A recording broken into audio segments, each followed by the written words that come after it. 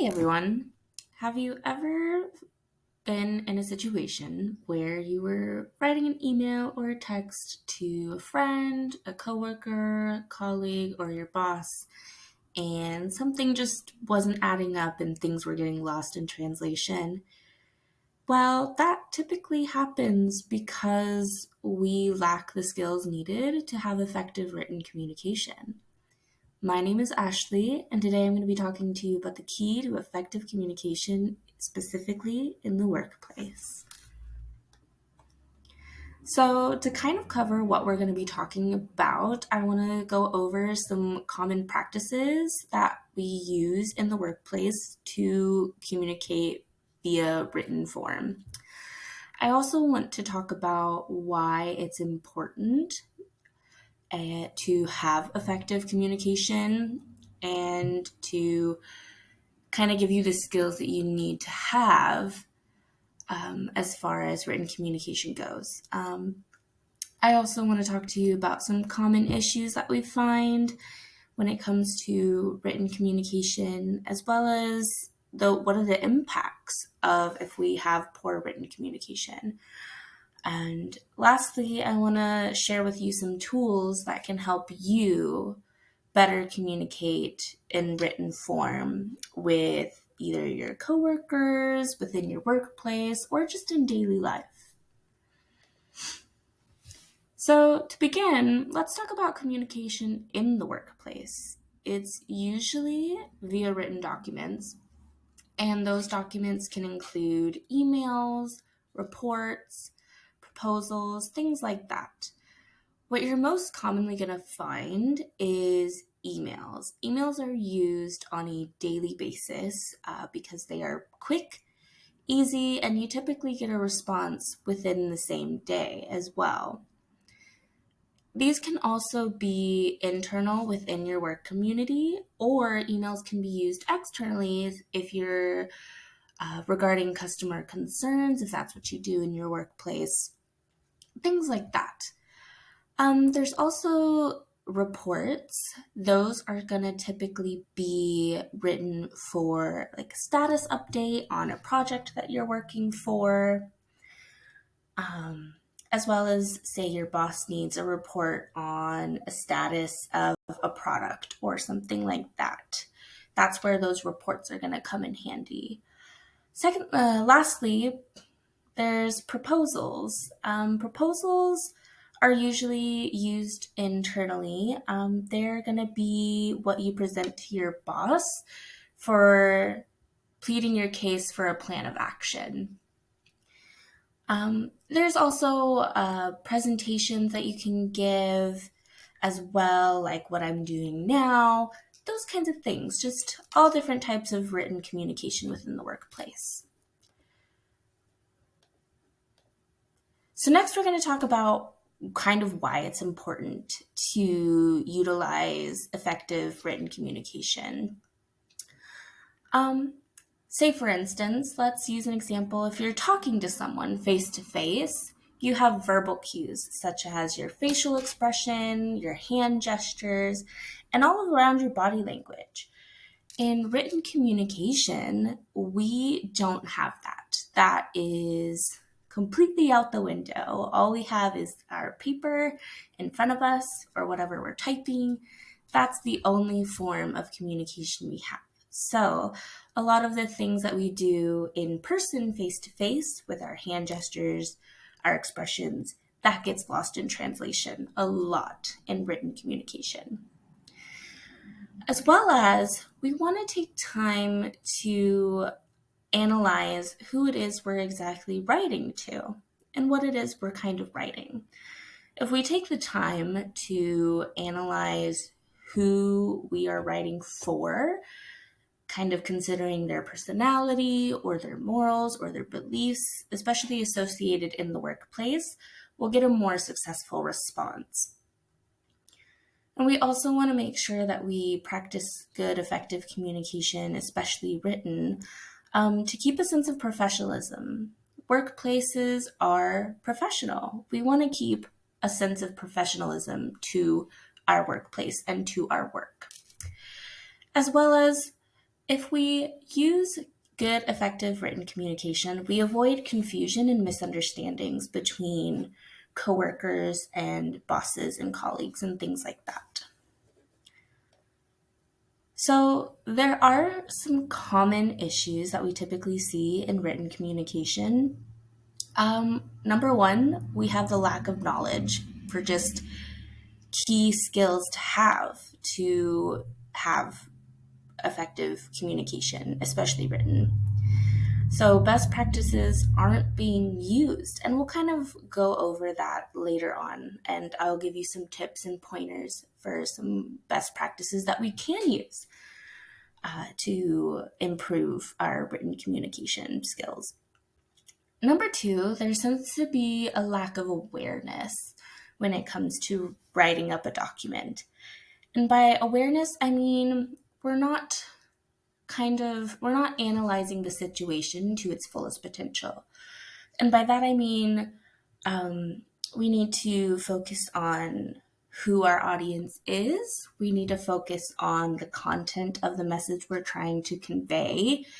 And we need to focus on the purpose of what our message is. Without doing those things, our message can get lost in translation. It can become too chaotic. And number three, we have a lack of professionalism.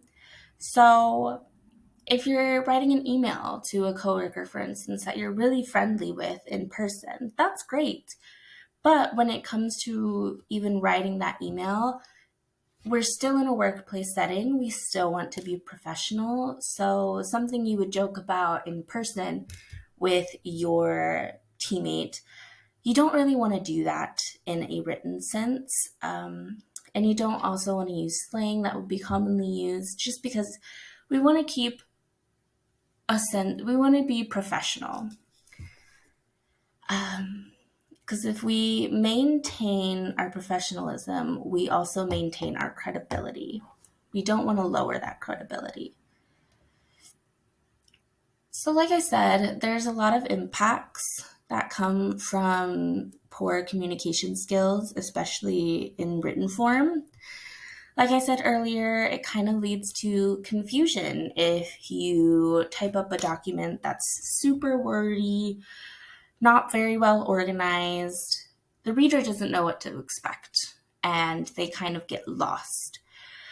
As well as, like I was saying earlier, if you are buddy-buddy with a coworker, that's all fine, that's great.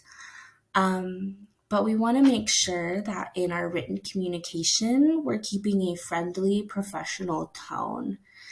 And we don't want to use slang, we don't want to use jokes, because it could come off as sarcastic and even offensive to certain people. And we really don't want that to happen. There's also a sense of tone if, say, for instance, you're pinpointing a problem that's occurring. You don't want to put any one person on the spot, because that can isolate people. And we really don't want to isolate people and make them feel unwelcome or unsupported. Because if they feel unsupported or unwelcome, that lowers their morale. And then we have a situation where nobody wants to work because they feel like, what's the point if we're just being blamed for things? So we kind of want to address problems in the workplace. If the problem arises, we want to address them with sincerity, understanding, and kind of come together as a team to build on that. So what can you do to improve your communication skills? A really big thing to do is we want to keep our documents brief. Nobody likes to look at a big, long block of text. It's draining. You don't really want to do it when you see it. You don't want to read it when you see it. And so the best practice for this is you can use bulleted lists. You can split your document into different headings based on the subtopics and kind of differentiate, I'll be talking about this, and this, and then you can use your bulleted list to kind of determine, okay, this is what I'm talking about for this subtopic, and just keep it brief and clear. Another thing you can do is, again, we want to consider our audience. We want to cater our document to our specific audience that we're trying to write to. In order to do this, just take a few minutes to analyze the person you're going to be writing to. If it's your boss and you're writing a proposal to enact change in the workplace, you want to understand, kind of where your boss is coming from, what their beliefs are in the workplace, that kind of thing. Once you do that, you can write a better document because you know what content to put in your document. So you're not putting anything that's unnecessary in your document. You're focusing strictly on what your boss would like to hear from you. And lastly, it's a really good idea to kind of collaborate with your peers and your colleagues for multiple perspectives. You say, for instance, you're writing an email to your boss and you're not sure if it sounds either sarcastic or you're not sure on the tone of your email. You can always ask one of your colleagues and one of your coworkers to just quickly review it really fast and then use that peer review to revise your document. So I want to end this by saying written communication is very complex. We have a lot to consider when it comes to writing documents, especially in the workplace. We want to make sure that we take the time to analyze who we are talking to. Once we analyze who we're talking to, we can write a more effective document that will be translated in a much more successful manner by our audience. We also want to be as clear as possible in the content that we are writing. We don't want to add any unnecessary language such as jokes or slang. We want to keep a sense of professionalism, and we really want to, excuse me. Anyways.